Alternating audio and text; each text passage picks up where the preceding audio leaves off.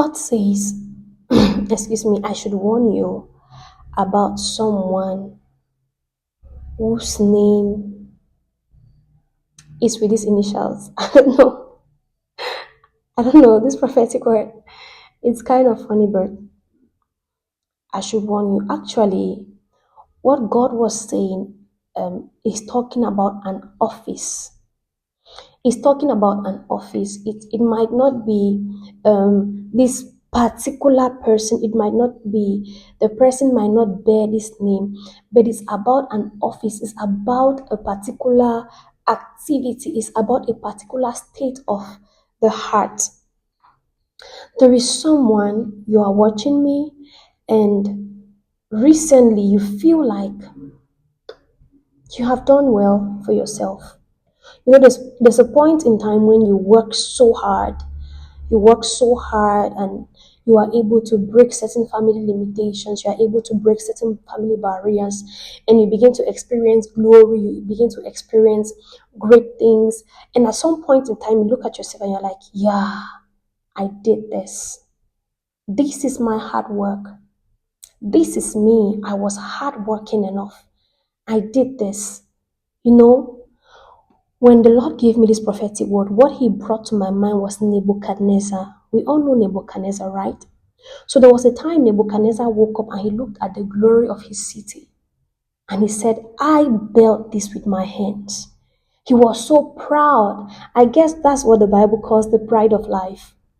There are some kind of achievements that makes you feel like you can even equate yourself with God. Like you start looking like God is not all that powerful. If I can do this all by myself, you start thinking some people who have not made it in life, they are just lazy. You start ignoring the place of grace in your life. You start thinking you did all that you have done by yourself. There are times when you might be tempted to think that, but do not forget, all that you are is by the grace of God. When Nebuchadnezzar beat his chest and said his hands had built that city, God rubbished his achievement. God made him know he is God. And God said, you are going to eat from the dust of the earth, and sent him into a forest. He became like the wild beast of the forest. Another man in the New Testament, Jesus was recounting this story. After a great harvest, he said, oh, my soul, you have done so well. Eat, drink, and make merry.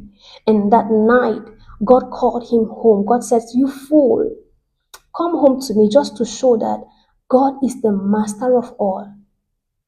God, there should not be a day where you think that all you have is you. It is your hard work, it is your effort, it is you. No. Never you trivialize the grace of God, the goodness of God, and His mercy over your life. I assure you, there are people who work harder than you do, but they don't have half of what you have. All that you are, is by the grace and the mercy of God. Hallelujah. Believe me, I pray that this word ministers to someone. I pray that it comes as a wake-up call to you, to bring you back to